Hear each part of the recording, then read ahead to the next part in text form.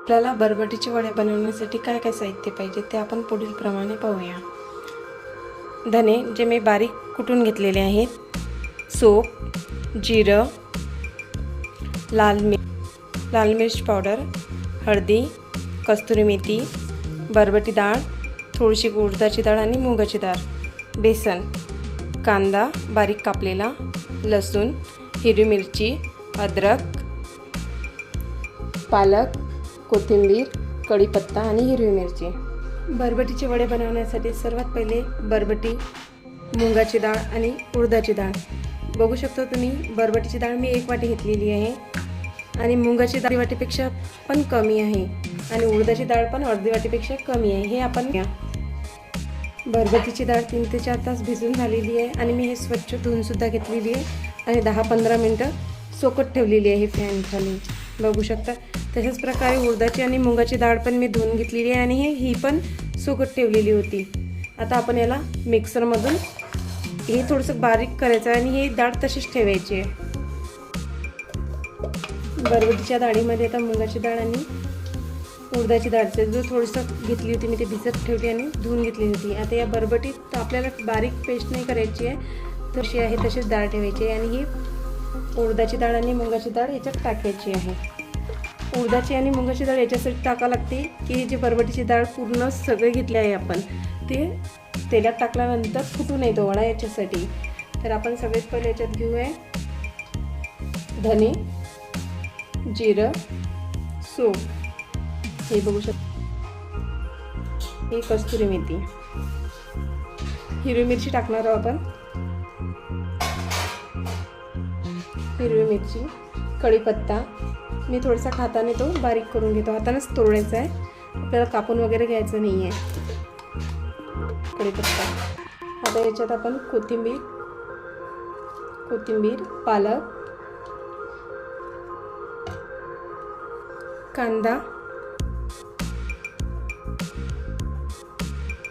अद्रक टाकायचं, आपल्याला खिसून घ्यायचं आहे अद्रक, लसूण पण खिसूनच घेऊ आपण याच्यात, तुम्ही बारीक कुटून घेतला किंवा पेस्टही टाकलीत चालेल। याच्यात चवीनुसार मीठ टाकायचं आहे आपल्याला, पावडर 1 चम्मच, हळदी पावडर छोटा चम्मच हा अर्धा। आपले सर्वच टाकून झालेलं आहे याच्यामध्ये। आता हे सर्व एकजीव करून घेऊ आपण।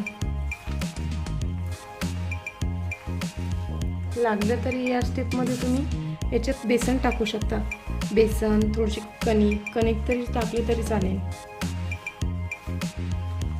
आपण याच्यात थोडंसं बेसन टाकतो, नाही टाकलं तरी चालेल, वडे तसे पण आपले क्रिस्पी येणार आहे।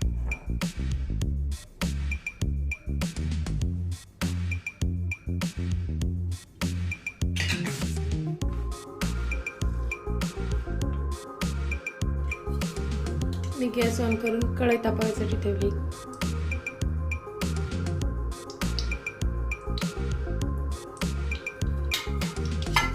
तेल आपल्याला गरम होऊ द्यायचं आहे।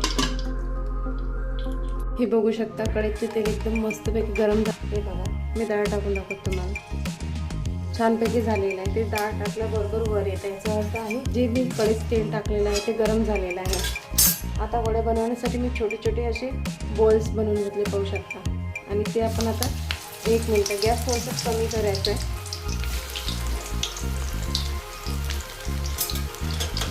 झाले। आता हे बॉल्स जे आहेत थोडंसं तेल टाकायचं आहे त्याच्यावर आणि हे आता थोडेसे फ्राय करून थोडेसे 1-2 वेळ उलटायचे आहेत, फक्त पलटायचे आहेत बघा। आता हे याच असे झालेले आहेत ना, हे आता हे असेच काढून घ्यायचे आहेत।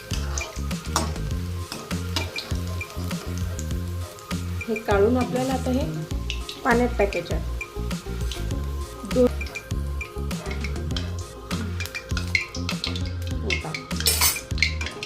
हे पाण्यातले काढून घ्यायचे, पूर्णचे पूर्ण काढून घ्यायचे, याने काय होते वडा सॉफ्ट येण्यासाठी आपल्याला मदत होते। हे वडे हे काढून घेतलेले आहेत मी, ते पाहून घ्या। मी पाट घेतला आणि त्या पाटावर कॅरी बॅग घेतली। आता आपण वडा असा थापटून घ्यायचा। तुम्ही ते जास्त गोळे जे केलेले आहेत ते तुम्ही गोळे याच्यात नाही करायचे, म्हणजे फुटला नाही पाहिजे एवढं दाबायचं आणि जास्त होऊ नाही द्यायचे। हे चम्मचने त्याला थोडंसं मधात छिद्र पडत आहे. आता काढून घ्यायचा हलक्या हाताने आणि टाकायचा आहे. जेव्हा आपण वडा टाकतो तेव्हा गॅस मोठा करायचा आहे, हाय फ्लेमवर करायचा आहे. मग वडा असा पलटत राहायचा आहे. तुम्हाला जर तो गोळा न करता पाण्यात न टाकता वडा करायचा असेल तर तो कसा होतो ते बघा. मी छोटासा गोळा घेतला आणि तो अशा प्रकारे थापटून घेतला कागदावर. गरम झालेलेच आहे ते तेलात मी वडा टाकते.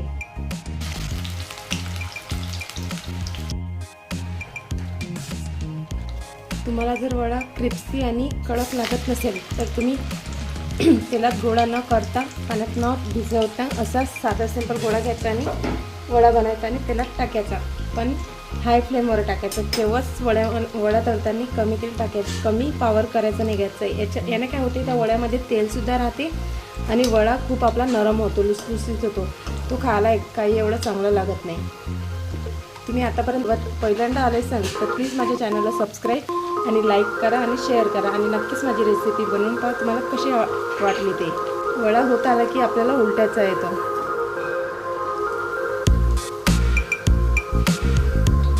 असाच लाल होईपर्यंत तळायचा आहे. अशा प्रकारे आपले बरबटीचे वडे तयार झालेले आहेत आणि मी या प्लेटमध्ये सर्व केलेले आहे. प्लीज माझ्या चॅनलला लाईक आणि सबस्क्राईब जरूर करा. कमेंट्समध्ये सांगा तुम्हाला कशी वाटली माझी रेसिपी. थँक्यू माय वॉचिंग चॅनल.